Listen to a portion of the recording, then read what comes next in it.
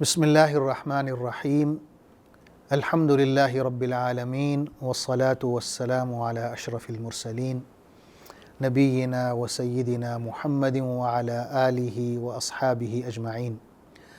ناظرین السلام علیکم۔ ہماری آج کی گفتگو کا موضوع ہے مریض کے حقوق۔ حضور اکرم صلی اللہ علیہ وسلم نے فرمایا ہے، نعمتان مغبون فیہما کثیر من الناس الصحۃ والفراغ، کہ دو نعمتیں ایسی ہیں جن سے اکثر لوگ محروم رہتے ہیں، ایک ہے صحت اور دوسری ہے وقت کی فراوانی، فراغت۔ تو عام طور پر دیکھا جاتا ہے کہ آپ کسی سے بھی پوچھیں کہ بھئی آپ مل نہیں رہے تو وہ کہتے ہیں بہت بزی ہوں، بہت مصروف ہوں۔ تو یہ جو وقت میں برکت کا ہونا ہے، انسان کے پاس فارغ وقت کا موجود ہونا ہے، یہ بھی اللہ کی طرف سے بہت بڑی نعمت ہے۔ اور صحت تو اتنی بڑی نعمت ہے کہ شاید ہی اس سے بڑی نعمت کوئی اور ہو۔ دوسری بات یہ ہے کہ حضور اکرم صلی اللہ علیہ وسلم کا طریقہ یہ تھا کہ آپ مریض کی عیادت کرتے، اور مریض کی عیادت میں آپ صلی اللہ علیہ وسلم مریض کے رنگ، نسل یا مذہب کا امتیاز نہیں کرتے تھے، بلکہ احادیث میں آتا ہے کہ ایک یہودی لڑکا تھا، بیمار ہوا تو حضور صلی اللہ علیہ وسلم نے اس کی عیادت کی، اور آپ صلی اللہ علیہ وسلم نے اس لڑکے کی عیادت کے بعد اس سے کہا کہ تم کلمہ شہادت پڑھ لو۔ تو اس لڑکے نے اپنے والد کی طرف دیکھا تو اس کے والد نے کہا کہ ابو القاسم کا کہنا مان لو۔ ابو القاسم حضور صلی اللہ علیہ وسلم کی کنیت تھی۔ تو اس لڑکے نے کلمہ پڑھ لیا، اور کلمہ پڑھنے کے فوراً بعد اس کی جان نکل گئی۔ تو حضور صلی اللہ علیہ وسلم اللہ کا شکر ادا کرتے ہوئے وہاں سے نکلے اور فرمایا، الحمدللہ الذی نجاہ من النار، کہ اللہ کا شکر ہے جس نے اس لڑکے کو آگ سے بچا لیا۔ اسی طرح حدیث میں آتا ہے کہ حضور صلی اللہ علیہ وسلم نے ایک انصاری عورت کی عیادت فرمائی اور اس سے پوچھا کہ اب تمہاری طبیعت کیسی ہے؟ تو اس نے کہا کہ بہتر ہے، لیکن اس بخار نے مجھے ہلکان کر دیا ہے۔ تو حضور صلی اللہ علیہ وسلم نے فرمایا کہ صبر کرو، کیونکہ بخار انسان کے گناہوں کو اس طرح ختم کر دیتا ہے جس طرح بھٹی لوہے کے زنگ کو ختم کر دیتی ہے۔ ناظرین، اسی طرح ہمیں احادیث سے یہ بھی ہدایات ملتی ہیں کہ مریض سے حسن سلوک سے پیش آیا جائے، کیونکہ مریض جو ہوتا ہے وہ اپنی اصل حالت میں یا اصل کیفیت میں نہیں ہوتا، اس کی جو قوتیں ہیں کمزور پڑ چکی ہوتی ہیں، منہ کا ذائقہ تبدیل ہو چکا ہوتا ہے، مزاج تبدیل ہو چکا ہوتا ہے، اور کبھی کبھی اس میں چڑچڑاپن بھی آ چکا ہوتا ہے، تو وہ نرمی کا اور ہمدردی کا مستحق ہوتا ہے۔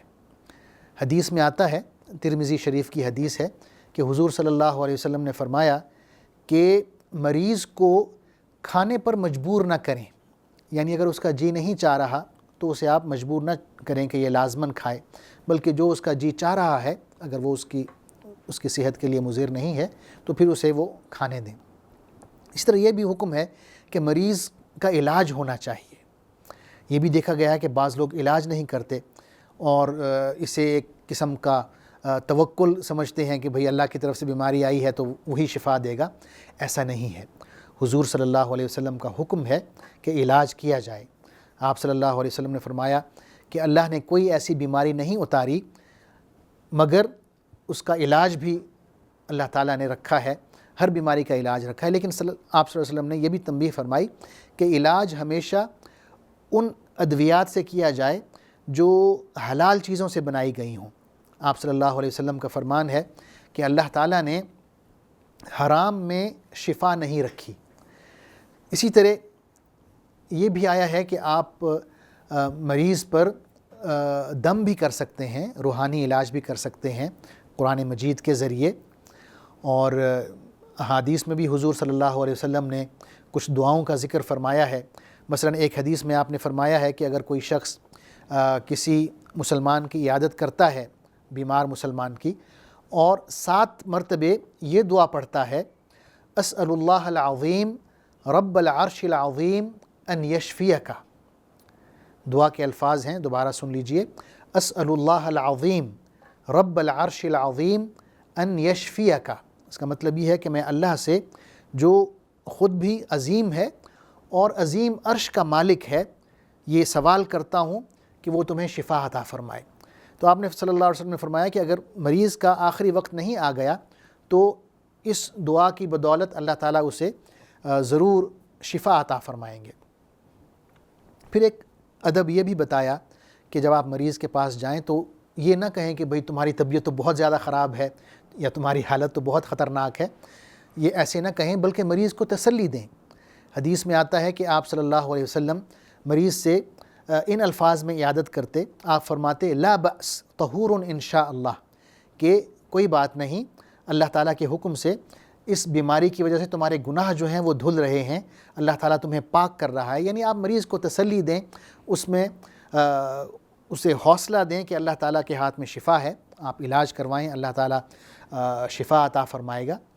اس طرح یہ بھی ایک ادب بتایا گیا ہے کہ آپ مریض کے پاس زیادہ دیر تک نہ بیٹھیں، کیونکہ وہ تکلف میں چپ رہے گا، کہے گا نہیں کہ اس کی تکلیف ہے، اور آپ کا زیادہ دیر تک بیٹھنا جو ہے اس کے لیے تکلیف دہ ہے۔ ظاہر ہے وہ شرما شرمی میں ایسی بات نہیں کرے گا، لیکن ہمیں یہ سکھایا گیا ہے کہ مریض کے پاس زیادہ دیر تک نہ رکیں، زیادہ دیر تک نہ بیٹھیں۔ مریض کی جو عیادت ہے اس کی بہت اہمیت ہے اور فضیلت حدیث میں آئی ہے۔ ایک حدیث قدسی میں حضور صلی اللہ علیہ وسلم قیامت کا نقشہ کھینچ رہے ہیں کہ قیامت کے دن اللہ تعالیٰ پوچھے گا بندے سے کہ اے میرے بندے، میں بیمار ہو گیا تھا اور تو مجھے پوچھنے نہیں آیا، میری عیادت نہیں کی۔ تو بندہ کہے گا کہ اے اللہ، تو سارے جہانوں کا مالک ہے، تو کیسے بیمار ہو سکتا ہے؟ تو اللہ کہے گا کہ کیا تمہارے علم میں یہ بات نہیں آئی تھی کہ میرا فلاں بندہ بیمار پڑ گیا تھا، اور تو اگر اس کے پاس جاتا تو مجھے وہاں پر ضرور موجود پاتا۔ یعنی اللہ تعالیٰ یہ شکوہ کریں گے ہم سے، بندوں سے جو اس نیکی کے عمل میں کوتاہی کرتے ہیں، مریض کی عیادت نہیں کرتے۔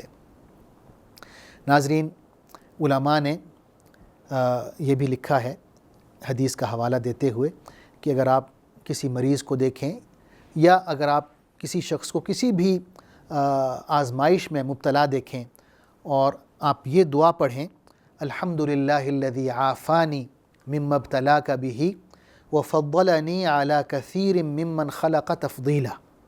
دعا دوبارہ پڑھ دیتا ہوں، الحمدللہ الذی عافانی مما ابتلاک بہ وفضلنی علی کثیر ممن خلق تفضیلا۔ اس کا مطلب یہ ہے کہ تمام تعریف اللہ کی ہے، اللہ کا شکر ہے جس نے مجھے اس آزمائش سے بچا کے رکھا جس میں تمہیں مبتلا کر دیا ہے، اور مجھے اپنی کثیر تعداد میں اس کی جو مخلوق ہے اس پر فوقیت دی، فضیلت دی، یعنی بہت لوگوں سے مجھے بہتر حال میں رکھا۔ تو حدیث میں آتا ہے، حضور صلی اللہ علیہ وسلم نے فرمایا کہ اگر کوئی شخص کسی شخص کو کسی بھی آزمائش میں دیکھتا ہے، اور بیماری بھی ایک آزمائش ہے، اور یہ دعا پڑھتا ہے، تو یہ جو آزمائش میں اس نے دیکھا، تو یہ مخصوص آزمائش اس شخص پر کبھی نہیں آئے گی جب تک وہ زندہ ہے۔ یعنی فرض کریں آپ کوئی حادثہ دیکھتے ہیں یا کسی کو بیمار دیکھتے ہیں یا کسی کو کسی بھی ایسی تکلیف میں دیکھتے ہیں، تو آپ یہ دعا پڑھ سکتے ہیں۔ اور حضور صلی اللہ علیہ وسلم نے فرمایا ہے کہ جب آپ یہ دعا پڑھیں گے اس شخص کو دیکھ کے، ظاہر آپ دل ہی دل میں یہ دعا پڑھیں گے تاکہ اس شخص کو بھی ایسا نہ لگے کہ بھئی آپ اس کو دیکھ کر یہ کہہ رہے ہیں، بلکہ دل میں یہ پڑھیں، اس کو پتہ نہ چلے۔ لیکن اس میں جو ضمانت حضور صلی اللہ علیہ وسلم نے دی ہوئی ہے وہ یہ ہے کہ جب یہ آپ دعا پڑھیں گے تو اللہ کے حکم سے وہ مخصوص تکلیف جو ہے وہ آپ کو نہیں آئے گی، اس آزمائش میں آپ کو کبھی مبتلا نہیں کیا جائے گا جب تک آپ زندہ ہیں۔ اللہ تعالیٰ سے دعا ہے کہ یہ جو نیکی کا عمل ہے، مریض کی عیادت، اس کی ہمیں توفیق عطا فرمائے۔ وآخر دعوانا ان الحمد للہ رب العالمین۔ والسلام علیکم ورحمۃ اللہ وبرکاتہ۔ اللہم صلی علی سیدنا محمد وعلی آلہ وصحبہ وسلم۔